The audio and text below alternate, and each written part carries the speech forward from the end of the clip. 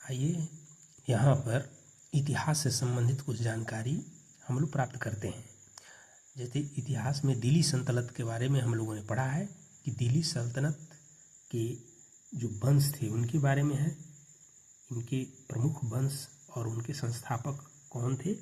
इनका जो ईस्वी सन है 1206 से लेकर के 1526 ईस्वी के बीच में दिल्ली सल्तनत में कौन कौन से वंश अपना शासन किए हैं, उनका यहाँ पर कुछ वंशों का नाम है और उनके संस्थापक का नाम है।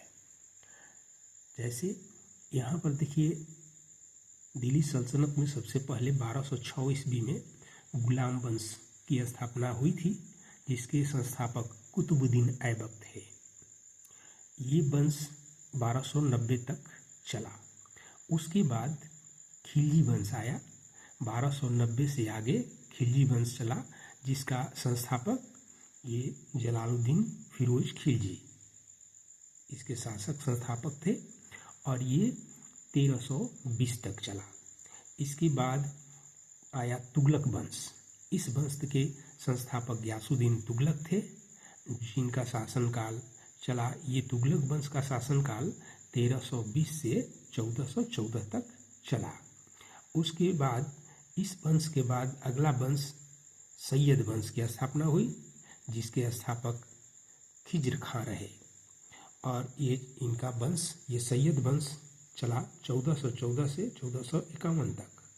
और इसके बाद आया लोदी वंश। तो लोदी वंश के संस्थापक बहलोल लोदी थे और इस लोदी वंश का शासनकाल रहा 1451 से 1526 तक। तो इस 1526 में फिर बाबर अपना मुगल साम्राज्य की स्थापना फिर हुई थी, लेकिन उससे पहले ये वंश मुख्य वंश थे जो दिल्ली सल्तनत के थे।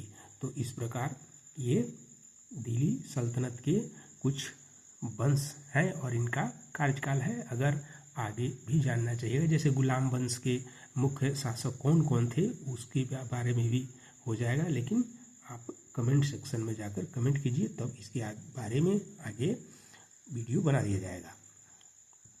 Thank you for watching.